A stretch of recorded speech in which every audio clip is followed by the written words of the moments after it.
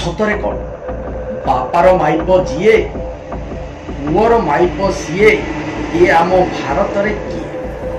ଆଜ୍ଞା ସମ୍ପୂର୍ଣ୍ଣ ଖବରଟି ଜାଣିବାକୁ ହେଲେ ଭିଡ଼ିଓଟି ସ୍କିପ୍ ନ କରି ଶେଷ ପର୍ଯ୍ୟନ୍ତ ଦେଖନ୍ତୁ। ନମସ୍କାର, ମୁଁ ଆପଣଙ୍କ ପ୍ରେମ ମାଷ୍ଟର ଧୀରେ। ଆଜ୍ଞା ହଜାର ହଜାର ବର୍ଷ ତଳର କଥା।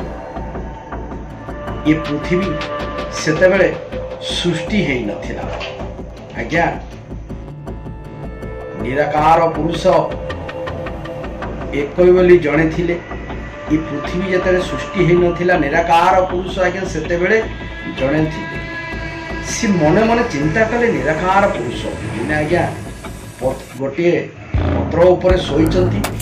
ସେ ମନେ ମନେ ଚିନ୍ତା କଲେ, କହିଲେ ତାହେଲେ ମୁଁ ସୃଷ୍ଟିଟାକୁ ବିଶ୍ୱ ବ୍ରହ୍ମାଣ୍ଡକୁ ସୃଷ୍ଟି ପୁଣି କେମିତି କରିବି?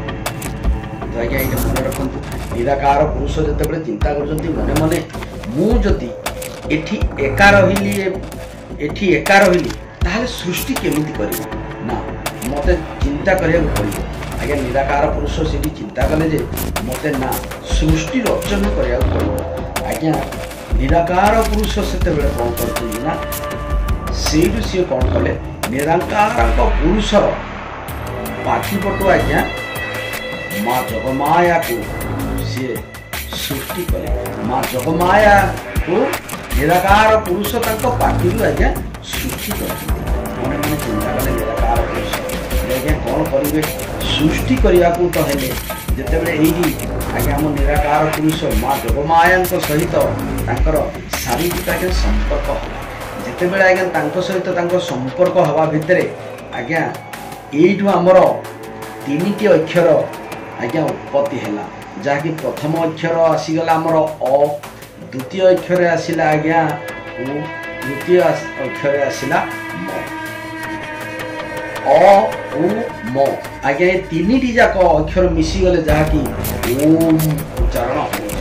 ଆଜ୍ଞା ଦେଖନ୍ତୁ, ପ୍ରଥମ ଅକ୍ଷର ଅ ଅକ୍ଷର ସୃଷ୍ଟି ହେଲା ବ୍ରହ୍ମା, ଦ୍ୱିତୀୟ ଅକ୍ଷର ଉ ଅକ୍ଷର ସୃଷ୍ଟି ହେଲା ଆଜ୍ଞା ବିଷ୍ଣୁ, ତୃତୀୟ ଅକ୍ଷର ମ ଅକ୍ଷର ସୃଷ୍ଟି ହେଲା ଆଜ୍ଞା ମହାଦେବ ଶିବ। ଆଜ୍ଞା ଏ ତିନି ଜଣଙ୍କୁ ସୃଷ୍ଟି କରିସାରିଲା ପରେ ମନେ ମନେ ଚିନ୍ତା କଲେ ଆମର ନିରାକାର ପୁରୁଷ। ଏଇଠି ନିରାକାର ପୁରୁଷ ଚିନ୍ତା କରୁଛନ୍ତି, କହିଲେ ତ ମୁଁ ତିନି ଜଣଙ୍କୁ ସୃଷ୍ଟି କରିଦେଲି। ତାପରେ ଆଜ୍ଞା ସିଏ କ'ଣ କଲେ ନା ଏ ଟେନସନ୍ ଭିତରେ ସେ କହିଲେ ନା ମୁଁ କ'ଣ କେମିତି ୟା ପରେ ସୃଷ୍ଟି କରିବି ବୋଲି ଆଜ୍ଞା ସେ ଗାଢ଼ ନିଦ୍ରାରେ ଶୋଇପଡ଼ିଛନ୍ତି। କିଏ? ଆମର ନିରାକାର ପୁରୁଷ। ଆଜ୍ଞା ଯେତେବେଳେ ନିରାକାର ପୁରୁଷ ଗାଢ଼ ନିଦ୍ରାରେ ଶୋଇପଡ଼ିଛନ୍ତି, ଠିକ୍ ଏଇ ସମୟରେ କିଛି ଦିନ ଗଲା ପରେ ଆଜ୍ଞା ମା ଯୋଗମାୟାକୁ କ'ଣ ହେଲା ନା ତାଙ୍କର ପ୍ରେମ କରିବା ପାଇଁ ବହୁତ ଇଚ୍ଛା ହେଲା। ଯେତେବେଳେ ଯୋଗମାୟାଙ୍କ ପ୍ରେମ କରିବା ପାଇଁ ଇଚ୍ଛା ହେଲା, ସିଏ କ'ଣ କଲେ ତାଙ୍କ ସ୍ୱାମୀକି ଆଜ୍ଞା ଉଠେଇଲେ। ଯେତେବେଳେ ତାଙ୍କୁ ଉଠେଇବା ସମୟରେ ଆଉ ସିଏ କ'ଣ କଲେ ନା ଗାଢ଼ ନିଦ୍ରାରେ ଆଜ୍ଞା ଶୋଇପଡ଼ିଛନ୍ତି ଆମର ନିରାକାର ପୁରୁଷ। ନିରାକାର ପୁରୁଷ ଏଠି ଆଜ୍ଞା ଯେତେବେଳେ ଗାଢ଼ ନିଦରେ ଶୋଇପଡ଼ିଛନ୍ତି ତାଙ୍କୁ ସେ ଉଠେଇଛନ୍ତି। ଆଜ୍ଞା ସେ ଜମା ଉଠିଲେନି। କ'ଣ କରିବେ? ମନ ତ ଆଜ୍ଞା ଡହଳ ବିକଳ ହେଉଛି। ମନେ ମନେ ଚିନ୍ତା କଲେ ମା ଯୋଗମାୟା, କହିଲେ କ'ଣ କରିବି? ନା ନା ନା ଆଉ ସେତେବେଳେ ତ ଆଜ୍ଞା ସୃଷ୍ଟି ଏପର୍ଯ୍ୟନ୍ତ ହେଇନି। ସିଏ କ'ଣ କଲେ? ମନେ ମନେ ଚିନ୍ତା କଲେ ମା ଯୋଗମାୟା, କହିଲେ ନା ମୋ ପୁଅ ପାଖକୁ ମୋତେ ଯିବାକୁ ପଡ଼ିବ। ଆଜ୍ଞା ଧୀରେ ଧୀରେ ମା ଯୋଗମାୟା କ'ଣ କଲେ? ବ୍ରହ୍ମା ପାଖକୁ ଆସିକି ପହଞ୍ଚିଗଲେ। ବ୍ରହ୍ମା ଆଜ୍ଞା ତାଙ୍କ ଖଟରେ ବସିଥିଲେ। ଯେତେବେଳେ ଆଜ୍ଞା ଯୋଗମାୟାକୁ ଦେଖିଦେଲେ କହିଲେ ମା ମା ମା ଆସ ଆସ ଆସ। ଆଜ୍ଞା ସେ ତାଙ୍କ ସିଟ୍ ଛାଡ଼ି ଦେଇକି ଯୋଗମାୟାଙ୍କୁ ଆସିକି ତାଙ୍କ ଯୋଗମାୟାଙ୍କର ପାଦ ଦୁଇଟିକି ଆଜ୍ଞା ମନ୍ଥନ କଲେ। କି ବ୍ରହ୍ମା ଆଜ୍ଞା ଯେତେବେଳେ ବ୍ରହ୍ମା ତାଙ୍କର ପାଦ ଦୁଇଟିକି ଆଜ୍ଞା ମନ୍ଥନ କରିବା ଭିତରେ ଏଇ ସମୟରେ କ'ଣ ହେଇଛି? ମା ଯୋଗମାୟା କହିଲେ କି ପୁଅ ମୋତେ ଟିକେ ଭୋକ ଲାଗୁଛି, ତୁ ମୋତେ ଖାଇବାକୁ ଦେଇପାରିବୁ? ହସିଦେଲେ ବ୍ରହ୍ମା, କହିଲେ ମା ପୁଣି ମୋଠି ପୁଣି ଖାଇବାକୁ ତମକୁ ଅଭାବ? ମୁଁ ମା ନେଇକି ଆଉଛି, ମୁଁ ଖାଇବାଟା ନେଇକି ଆଉଛି। ଆଜ୍ଞା ଏତିକି କହି ଯେତେବେଳେ ବ୍ରହ୍ମା ଖାଇବାକୁ ଆଣିବାକୁ ଯାଉଛନ୍ତି, ତାପରେ ଏଇଠି ମା ଯୋଗମାୟା ମନା କରୁଛନ୍ତି, ହେ ପୁଅ ଭୋକ ହେଉଛି ତିନି ପ୍ରକାର। ଗୋଟେ ହେଲା ମନ ଭୋକ, ଗୋଟେ ହେଲା ଦେହ ଭୋକ, ଆଉ ଗୋଟେ ହେଲା ପୁଅ ପେଟ ଭୋକ। ତ ମୋତେ ମୋର ଦେହର ଭୋକ ଦରକାର, ତୁ ଦେଇପାରିବୁ କି ବାପ? ଏଇଠି ଆଜ୍ଞା ହସିଦେଲେ ବ୍ରହ୍ମା। ବ୍ରହ୍ମା କହିଲେ ମୁଁ ପୁଣି ଯୋଉଠୁ ସୃଷ୍ଟି ହେଇଛି ମୁଁ ସେଇ ତା ସହିତ ପ୍ରେମ କରିବି ନା ନା ନା ମା ଏଇଟା କଦାପି ହେଇପାରିବନି ବୋଲି ଆଜ୍ଞା ଏଠି ବ୍ରହ୍ମା ମନା କରିଦେଉଛନ୍ତି। ତାପରେ ରାଗରେ ଚିଡ଼ି ଯାଉଛନ୍ତି କି ନା ମା ଯୋଗମାୟା। ମା ଯୋଗମାୟା ଯେତେବେଳେ ଆଜ୍ଞା ରାଗରେ ଚିଡ଼ି ଯାଉଛନ୍ତି କହିଲେ ବ୍ରହ୍ମା ତୁ ମୁଁ ଯେତେବେଳେ ଆସିଲି ମୋତେ ବୋଉ କହିକି ନା ମୋତେ ମୋର ଏତିକି ସେବା ଜାସ୍ତି ପୂଜା ଅର୍ଚ୍ଚନା କଲୁ ମୁଁ ବହୁତ ଖୁସି ହେଇଯାଇଥିଲି, କିନ୍ତୁ ତୁ ଏବେ ମୋତେ ମନା କରିଦେଉଛୁ ନା। ମୁଁ ତୋତେ ଆଜି ଅଭିଶାପ ଦେଲି ତୁ ବି କେବେ ବି ମାନେ ପୂଜା ପାଇବୁନି ବୋଲି ଆଜ୍ଞା। ତେଣୁକରି ସେଇଦିନ ଆଜ୍ଞା ବ୍ରହ୍ମା ମନ୍ଦିର କୌଣସି ଜାଗାରେ ଦେଖିବାକୁ ପାଇବେନି, କିଛି ନାହିଁ। ଆଜ୍ଞା ମନେ ମନେ ଚିନ୍ତା କରୁଛନ୍ତି କ'ଣ ନା ଆମର ଏଇଠି ମା ଯୋଗମାୟା କହିଲେ କ'ଣ କରିବି, ବ୍ରହ୍ମା ତ ନାହିଁ କଲା। ଆଜ୍ଞା ମା ଯୋଗମାୟା ତାପରେ ଧୀରେ ଧୀରେ କ'ଣ କଲେ ଆଜ୍ଞା ଆଗକୁ ଆଗେଇ ଚାଲିଲେ। ଆଜ୍ଞା ଯାଇକି ଯେତେବେଳେ ବିଷ୍ଣୁଙ୍କ ପାଖରେ ପହଞ୍ଚିଛନ୍ତି କହିଲେ କି ବିଷ୍ଣୁ ଆଉ ପୁଅ ମୋର ଦେହ ଭୋକ ଅନେକ ହେଉଛି, ମୋର ତୃଷା ଟିକେ ମେଣ୍ଟାରେ ପୁଅ ବୋଲି ତାକୁ ଯେତେବେଳେ ଏଇଭଳି ଭାବରେ କହିଛନ୍ତି ସିଏ କ'ଣ କରିଛି ନା ଆଜ୍ଞା ଏଇଠି ମନା କରିଦେଇଗଲେ। କିଏ ଆମର ବିଷ୍ଣୁ ବି ମନା କରିଦେଲେ, କହିଲେ ମୁଁ ସାରେ ସେଇ ଦୁର୍ଗନ୍ଧ ଯୋନି ସହିତ ସମ୍ପର୍କ ରଖିବି, ନାଇଁ ନାଇଁ ନାଇଁ ନାଇଁ ଏଇଟା କେବେ ବି କଦାପି ହେଇପାରିବନି। ଆଜ୍ଞା ଏଇଠି ରାଗିଗଲେ ଆମର କିଏ ଯୋଗମାୟା, କହିଲେ ରେ ବିଷ୍ଣୁ ତୁ ଯୋଉ ଯୋନିକି ଆଜି ନିନ୍ଦୁଛୁ, ଯୋଉ ଯୋନିକି ନିନ୍ଦୁଛୁ ତୋତେ ଆଜିଠୁ ମୁଁ ଅଭିଶାପ ଦେଲି, ଯା ତୁ ବାରମ୍ବାର ଯେତେ ଥର ଜନ୍ମ ନେବୁ ନା ସେଇ ଯୋନିରୁ ହିଁ ଜନ୍ମ ନେବୁ। ଆଜ୍ଞା ତେଣୁକରି ଯେତେ ଅବତାର ନେଉଛନ୍ତି ଆମର ଠାକୁର ବିଷ୍ଣୁ ଠାକୁର ଆଜ୍ଞା ଯେତେ ଅବତାର ନେବେ ସେ କାହିଁକିନା ସେ ଯୋନିରୁ ନେବେ।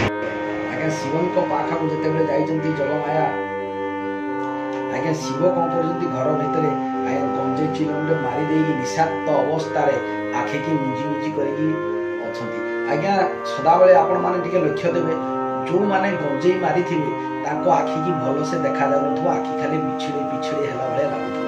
ଆଜ୍ଞା ଏଇଭଳି ଅବସ୍ଥାରେ ମହାଦେବ କ'ଣ କରୁଛନ୍ତି ଭିତରେ ଅଛନ୍ତି। ଏଇପଟୁ ଆଜ୍ଞା ଯେତେବେଳେ ଯାଇକି ମା ଯୋଗମାୟା ଡାକି ଦେଇଛନ୍ତି କିଏ ଶିବ ମହାଦେବ ଘରେ ଅଛ, ଆଜ୍ଞା ଇ ନାରୀର କଣ୍ଠସ୍ୱର ଯାଇକି ଆଜ୍ଞା ପଡ଼ିଗଲା ମହାଦେବଙ୍କ ପାଖରେ। ମହାଦେବଙ୍କର ଯେତେବେଳେ କର୍ଣ୍ଣରେ ନାରୀର କଣ୍ଠସ୍ୱର ପଡ଼ିଗଲା ଆଜ୍ଞା ଆଉ ଏଇଠି ଇଏ କ'ଣ କଲେ ନା କହିଲେ ଆସ ଆସ ଆସ କିଏ ଆସିଛ ଯେ ଆସ। ଆଜ୍ଞା ଯେତେବେଳେ ତାଙ୍କୁ ଗେଟ୍ ଖୋଲା ଅଛି ବୋଲି କହିଲେ ଆଜ୍ଞା ତାକୁ ଶିବ କ'ଣ କଲେ ନା ଆଜ୍ଞା ପାଛୁଡ଼ି ନେଇଗଲେ। ଶିବ ତ ନିଶାସ୍ତ ଅବସ୍ଥାରେ ଥିଲେ, ତାକୁ କହିଲେ ରେ ଶିବ ମୋର ଏଇ ଜିନିଷ ଗୁଡ଼ାକ ଦରକାର ତୁ କରିପାରିବୁ। ଆଜ୍ଞା ଶିବ ସେ ଆଗ ପଛ କିଛି ନ ଭାବିପାରେ ଆଜ୍ଞା ତା ସହିତ ତାର ସମ୍ପର୍କ ରହିଲା କାହାର ମା ଯୋଗମାୟାଙ୍କ ସହିତ। ଏଇଠି ଆଜ୍ଞା ଶିବଙ୍କର ଯେତେବେଳେ ଆଜ୍ଞା ମିଳନ ହେଇଗଲା ଏଇଠି ପ୍ରେମ ସମ୍ପର୍କ ଗଢ଼ି ଉଠିବା ଭିତରେ ଗାଢ଼ ନିଦ୍ରାରେ ଶୋଇଥିବା ନିରାକାର ପୁରୁଷ ଆଜ୍ଞା ସେତେବେଳେ ଦୌଡ଼ିକି ପଳେଇ ଆସିଲେ। କହିଲେ କିଲୋ ଚଣ୍ଡାଳୁଣୀ ତୁ ଇଏ କି କର୍ମ କଲୁ, ମୁଁ ଟିକେ ଗାଢ଼ ନିଦ୍ରାରେ ଶୋଇପଡ଼ିଛି ବୋଲି ତୁ ଶେଷରେ ତୋ ପୁଅ ସହିତ ସମ୍ପର୍କ ରଖିଲୁ, ତୁ ଏ କି କାମ କଲୁ। ଆଜ୍ଞା ତେଣୁକରି ମା ଯୋଗମାୟାକୁ ଏଇଠି ଆମର ନିରାକାର ପୁରୁଷ ତାଙ୍କୁ ଆଜ୍ଞା କ'ଣ କଲେ ନା ଏଇଠି ଆଜ୍ଞା ଅଭିଶାପଟି ଦେଲେ, ଯା ତୁ ଯୋଉ ଜମି ପାଇଁ ଏମିତି ହଉଛୁ ସେ ଜମିଟା ରକ୍ତ ପିଣ୍ଡୁଳା ହେଇଯାଏ।